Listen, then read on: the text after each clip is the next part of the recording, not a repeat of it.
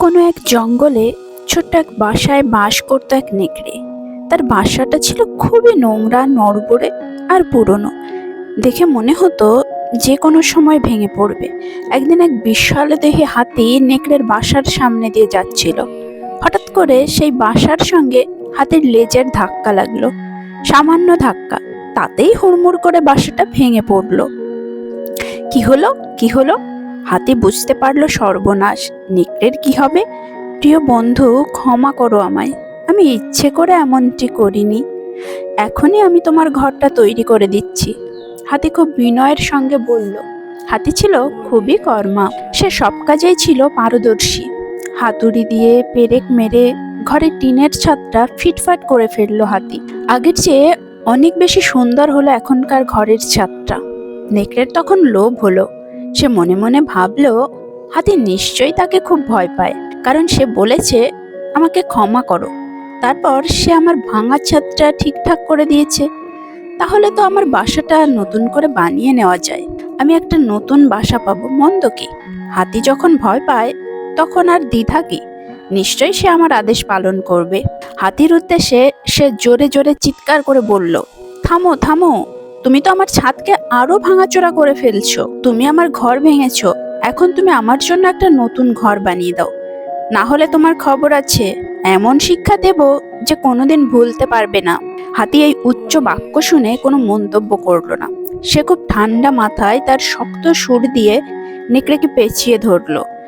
কোনো কথা বলার সুযোগ দিল না। তারপর উঁচুতে তুলে ধরে দূরে ছুঁড়ে ফেলে দিল। নেকড়েটা এক আছাড়ে গিয়ে পড়লো ময়লা জল ভর্তি এক গর্তে। তারপর হাতি বেচারার রাগে নেকড়ের ঘরের উপর বসে পড়লো। হুড়মুড় করে ঘরটা ভেঙে পড়লো। হাতি বলল, বুঝলে হে নেকড়ের বাচ্চা, এই গর্তটাই তোর নতুন বাসা।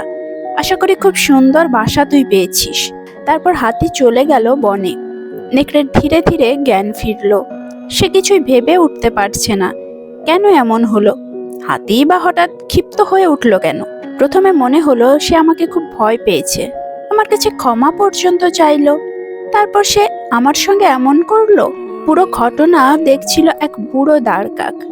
সে বলল, ওহে নেকড়ে, তুমি তো খুবই বোকা। তুমি ভদ্রতাকে মনে করেছো দুর্বলতা, ভালো ব্যবহার মানে তোমার কাছে ভীরুতা। তাই তোমার এখন এই অবস্থা। ভদ্রতা মানে দুর্বলতা নয়। আমাদের সমাজের কিছু মানুষ ভদ্রতাকে দুর্বলতা মনে করে। ঘরের লোক শত্রুতা করলে সত্যি বলতে কি সেখান থেকে উঠে দাঁড়ানোটাই কঠিন। আপনি যদি সৎ থাকেন তাহলে কেউ আপনাকে ঠকাতে পারবে না। শ্বাসরুদ্ধকর অবস্থাতে কেঁদে কেঁদে চেয়েও যে জিনিসটা ঈশ্বর আপনাকে দেননি, ভাবতে পারেন সেই জিনিসটা কতটা ক্ষতিকর ছিল আপনার জন্য। একজন নারী যদি জানতো পুরুষেরা তার দিকে কিভাবে তাকায়, তবে সে কাপড় দিয়ে নয়, লোহা দিয়ে নিজের পোশাক তৈরি করত। নারীকে পুরুষের মাথার হাড় দিয়ে সৃষ্টি করা হয়নি যাতে সে পুরুষের উপরে রাজত্ব করবে। পায়ের হাড় থেকেও বানানো হয়নি যেন পুরুষ তাকে অবজ্ঞা করবে, বরং তাকে পুরুষের পাঁজরের হাড় দিয়ে সৃষ্টি করা হয়েছে যাতে সে তাকে হৃদয়ের কাছাকাছি রাখে। ভুলেও কোনো আত্মীয়ের বাড়ি ঘন ঘন যাবেন না। আপনি যে সহজ নন সেটা মাথায় রাখুন। লোক আপনাকে সম্মান করতে বাধ্য হবে। দুটো জিনিসের প্রতি মানুষের সারা জীবন একটা আক্ষেপ থেকেই যায়, হারিয়ে যাওয়া মানুষ আর ফেলে আসা সময়। অর্থ টান পড়লে বোঝা যায় সবার আগে কাছের মানুষগুলো আস্তে আস্তে নিজেদের কিভাবে আড়াল করে নেয়। সময় আর মানুষের সম্পর্কটা গুরু শিষ্যের মতো। সময় মানুষকে অনেক কিছু শেখায়, আর মানুষ সময়ের কাছ থেকে অনেক কিছু শেখে। যে জাতি তার বাচ্চাদের বিড়ালের ভয় দেখিয়ে ঘুম পাড়ায়, তারা সিংহের সাথে লড়াই করা কিভাবে শেখাবে? যারা জলে ডুবে যাওয়ার ভয়ে তাদের সন্তানকে ডোবায় নামতে দেয় না, কিভাবে সে সন্তান আটলান্টিক পাড়ি দেবে?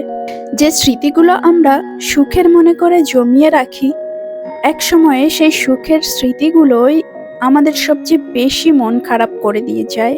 কোনো কিছুর ওপর খুব বেশি আশা করতে নেই। আশা ভাঙার কষ্ট প্রচণ্ড বেদনাদায়ক। শত্রুর আঘাতের চেয়েও বেশি যন্ত্রণাদায়ক প্রিয়জনদের অবহেলা। রাতে ঘুমানোর আগে দিনের সমস্ত পাপের জন্য ক্ষমা চেয়ে নিন, কেননা এই রাতই হতে পারে আপনার জীবনের শেষ রাত। এই কথাটা মনে রাখলে আপনি কখনো অহংকার করবেন না। বিশ্বাস করুন, টাকা ছাড়া জীবন ভয়ঙ্কর রকমের অসুন্দর। টাকা ছাড়া ভালোবাসা দেখানো যায় না, আন্তরিকতা প্রকাশ করা যায় না, সম্পর্কগুলোকে টিকিয়ে রাখা যায় না, কারো আপন হওয়া যায় না। টাকা ছাড়া পৃথিবীতে আদতে কিচ্ছুটি হয় না। জীবনের সবচেয়ে বড় অভাব হলো টাকার অভাব। টাকা না থাকলে পৃথিবীতে কেউ কারো না। সবসময় একটা কথা মনে রাখা উচিত, কেউ নিখুঁত নয়, দোষগুণ মিলিয়েই মানুষ। যে নিজের ভরা থালা রেখে অন্যের থালায় নজর দেয়, তার খিদে কখনো মেটার নয়। ভালোবাসার অভাবে মানুষ মরে না, মানুষ মরে বিপরীতে থাকা মানুষের কথার আঘাতে। একটা প্রিয় মানুষের অভাব দীর্ঘদিন থাকে না, মানুষকে বদলাতে হয়, মানুষের পরিস্থিতি মানুষকে বদলে দেয়। আমার কাছে সেরা মানুষ তারাই, অহংকার করার মতো অনেক যোগ্যতা থাকা সত্ত্বেও যাদের মাঝে অহংকারের ছিটে ফোঁটা নেই। ঘুম থেকে উঠে কখনো কারো মেসেজ চেক করবেন না, কারণ আপনি যার মেসেজের বা ফোনের আশা করছেন, সে যদি না করে তাহলে আপনার মন খারাপ লাগবে, যার প্রভাব সারাদিনের কাজের উপর পড়বে। তাই এটা থেকে বিরত থাকবেন। সারাক্ষণ কাছে থাকাটাই ভালোবাসা নয়, সারাদিন কাজের ব্যস্ততার মাঝে তার কথা মনে করাটাই ভালোবাসা।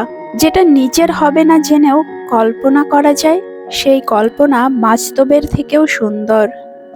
অভাব মিটে গেলে কিছু মানুষের স্বভাব খারাপ হয়ে যায়। কাক কালো, কেউ তাকে ভালোবাসে না, এমনকি খাঁচায় আবদ্ধ করে পুষতেও চায় না।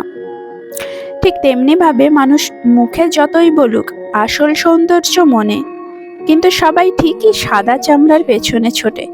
বড্ড বেশি মন খারাপ হলে দুফোঁটা কেঁদে নিও, তবু স্বার্থপরদের কাছে কখনো নিজের মন খারাপের কষ্টের বর্ণনা দিতে যেও না।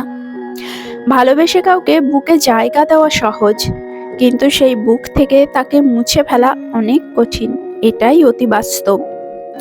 কোনো মানুষকে ছেড়ে থাকা অনেক কষ্টের, কিন্তু তার চেয়েও অনেক অনেক গুণ বেশি কষ্টের হলো সে আসবে না জেনেও তার জন্য অপেক্ষা করা। প্রতিটা ভুল মানুষকে একটি করে শিক্ষা দেয়, আর প্রতিটা শিক্ষা একজন ব্যক্তিকে পরিবর্তন করে দেয়। অভিমান বেশি সময় বাঁচিয়ে রাখতে নেই, বহু বছর পর অভিমান ভাঙলে গিয়ে দেখবেন যার সাথে অভিমান সে আর নেই। সে জীবনে যাই করো না কেন, সবকিছুকে পজিটিভ ভাবে নিয়ে এগিয়ে চলো। একটু খুঁজে নিয়ে দেখো, এই গোটা দুনিয়ায় অসুবিধা ছাড়া কারো জীবন চলছে না। ভদ্রতা একবার, দুইবার, তিনবার দেখাবেন, তারপর যখন দেখবেন আপনার ভদ্রতাকে অন্যরা দুর্বলতা ভেবে আঘাত করতে শুরু করেছে, তখন আপনার ভদ্রতা পকেটে রেখে তাকে তার ভাষায় জবাব দিয়ে বুঝিয়ে দেবেন। দেখবেন সে খুব সুন্দরভাবে সব বুঝে গেছে।